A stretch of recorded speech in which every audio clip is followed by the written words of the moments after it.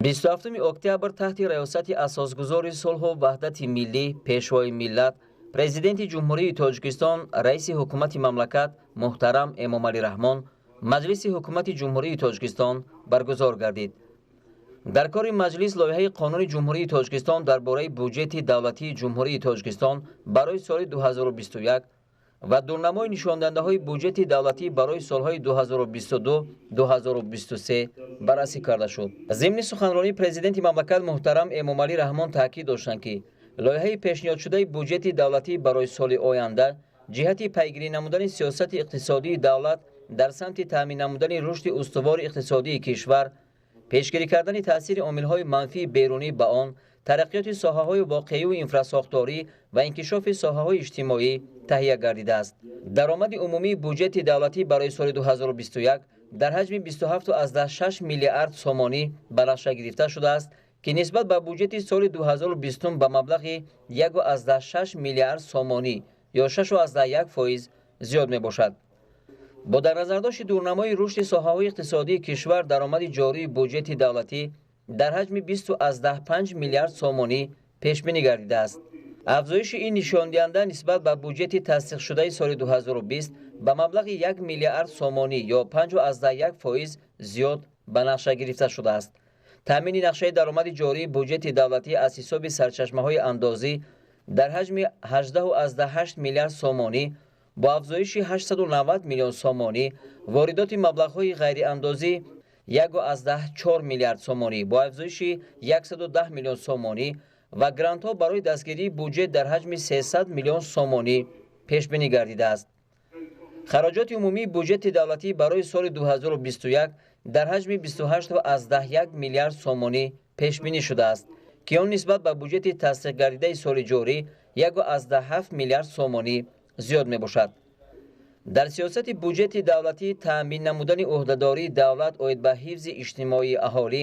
ва баландбардоштани сатҳу сифати зиндагӣ самти афзалиятнок ба ҳисоб меравад. вобаста ба коҳишёбии қисми даромади буҷети давлатӣ дар заминаи таъсири манфии омилҳои беруниву дохилӣ ба иқтисоди кишвар ва вобаста ба ин дар соли ҷорӣ ба андозаи назаррас коҳиш ёфтани даромади буҷет, ҳукумати кишвар зарур донист ки музди меҳнати кормандони соҳаҳои буҷетӣ, нафақа ва стипендияро аз 1 сентябри соли 2020 баланд бардорад. ҳукумати мамлакат афзалиятнокии маблағгузории соҳаҳои иҷтимоии кишварро нигоҳ дошта дар буҷети давлатии ҷумҳурии Тоҷикистон барои соли 2021 барои ин соҳаҳо 13,2 миллиард сомонӣ пешбинӣ намудааст, ки он 47% ҳаҷми умумии хароҷоти буҷет ё 14,2% маҷмӯи маҳсулоти дохилиро ташкил медиҳад. аз ҷумла барои маблағгузории соҳаҳои маориф дар ҳаҷми беш аз 5,6 миллиард сомонӣ бо афзоиши 592 миллион сомонӣ, тандурустӣ 2,4 миллиард сомонӣ бо афзоиши 509 миллион сомонӣ, ҳифзи иҷтимоии аҳолӣ 4,2 миллиард сомонӣ бо барзиёдии 262,7 миллион сомонӣ, фарҳанг ва варзиш 1 миллиард сомонӣ бо афзоиши 69,8 миллион сомонӣ пешбинӣ шудааст. сарфи назар аз таъсири омилҳои дохиливу берунӣ ба иқтисоди миллӣ ва хароҷоти иловагии буҷет дар иртибот ба паёмадҳои иҷтимоию иқтисодии пандемияи бемории COVID-19,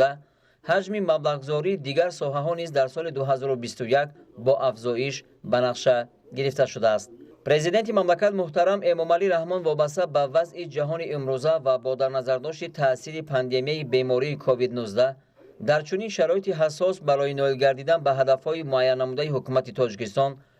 татбиқи мутавозини сиёсати буҷету андоз ва пулию қарзиро зарур шумурданд. сарвари давлат муҳтарам Эмомалӣ Раҳмон барои иҷрои дурнамои нишондиҳандаҳои макроиқтисодии кишвар барои давраи миёнамуҳлат, нишондиҳандаҳои буҷети давлатӣ барои соли 2021 ва дурнамои он барои солҳои 2022-2023 дар назди вазорату идораҳо, мақомоти иҷроияи маҳаллии ҳокимияти давлатӣ ва дигар сохторҳои дахлдори кишвар вазифаҳои мушаххас гузоштанд. аз ҷумла иҷрои саривақт ва бо сифати барномаву нақшаҳои зидди буҳронии қабулнамудаи ҳукумати мамлакат барои зиёд намудани даромади буҷет пурра ба андозбандӣ фаро гирифтани тамоми манбаъҳои даромад, кам намудани бақияпулиҳои андозӣ ва пешгирии пайдоиши бақияпулиҳои нав, инчунин баландбардоштани интизоми молиявӣ ва андоз дар сохторҳои давлатӣ ва ғайридавлатӣ ва субъектҳои хоҷагидорӣ. таъмини истифодаи самаранок ва мақсадноки маблағҳои дар буҷети давлатӣ пешбинишуда,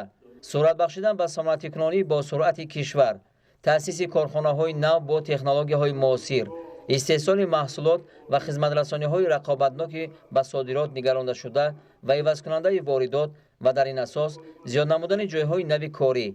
бо мақсади ҳифзи амнияти озуқаворӣ ва мӯътадил нигоҳ доштани нархҳо дар бозори истеъмолии кишвар,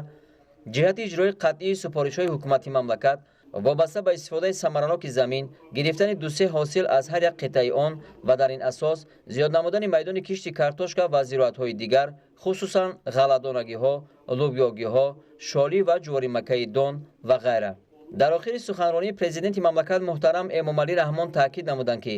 самарабахш ва оқилона истифода намудани маблағҳои буҷети давлатӣ боиси рушди иқтисоди миллӣ ва баланд шудани сатҳу сифати зиндагии мардуми кишвар мегардад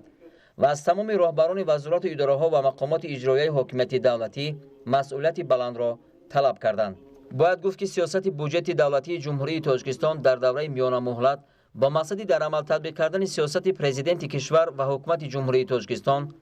پیش از همه عملی نمودن افضلیت‌های استراتژیکی مهم دولتی از جمله رهایی کشور از بنبست کمونیکاسیونی، به دست آوردن استقلال انرژتیکی، تأمین امنیت عضوقواری، حفظ اجتماعی اهالی و به خطری دولت و صنعت کنونی رامانه گردیده است. در کار مجلس حکومت حسابات رئیس شهر کولاب ولیزاده عبدالقادر اوید به جریان اجرای قرار حکومت جمهوری تاجیکستان از 31 دکمبر سال 2014 درباره برنامه رشد اجتماعی و اقتصادی شهر کولاب برای سالهای 2015-2019 شنیده شد. تاکید گردید که برنامه با مقصد تأمین رشد استوار اجتماعی اقتصادی شهر قبول گردید. برنامه مذکور 262 لایحه را با مبلغ عمومی 1 میلیارد و 46 میلیون و 700 هزار سومانی در بر می‌گرفت. این برنامه از 5 بخش از جمله بخش اقتصادی، صنعت، کشاورزی، حفظ اجتماعی، معارف، فرهنگ، تندرستی، انفراستراکچور، تامینات با آب نوشابه، کمونالی، حالت‌های فوق‌العاده و تامینات ذخیروی عبارت بود. در دوره عملی شوی برنامه در همه ساحه‌های خواجگی خلق شهر کولاب 14742 جای کار نو دائمی و موسمی تأسیس داده شد. پرزیدنت مملکت محترم امامعلی رحمان به حکومت جمهوری، رهبری مقامات اجرایی حکومت دولتی شهر کولاب و دیگر ساختارهای مربوطه دولتی دستور دادند که برنامه رشد اجتماعی و اقتصادی شهر کولاب برای سالهای 2015-2019 با صفت و پوره در عمل تطبیق کرده شود. در کار مجلس لایحه‌های قانون‌های جمهوری تاجیکستان درباره لایحه قانون جمهوری تاجیکستان اوید به وارد نمودن تغییر و الهه‌ها به قانون جمهوری تاجیکستان درباره به قیدگیری دولتی اسناد حالت شهروندی، درباره لایحه قانون جمهوری تاجیکستان اوید به وارد نمودن تغییر و الهه‌ها به قانون جمهوری تاجیکستان درباره حمایت حقوق استعمال کنندگان،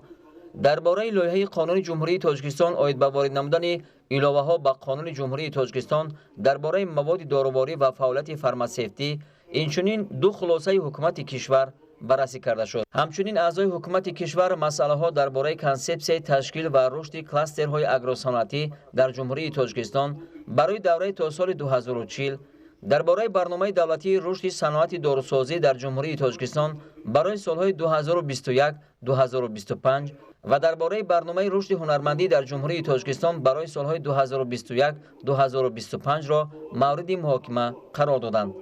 در آخر پرزیدنت جمهوری تاجیکستان رئیس حکومت مملکت محترم امامعلی رحمان وابسته به تطبیق عملی مسائل در مجلس بررسی شده، اینچنین دیگر دستورهای حکومت کشور به اعضای حکومت و رهبران ساختارهای دولتی سفارش‌های مشخص دادند.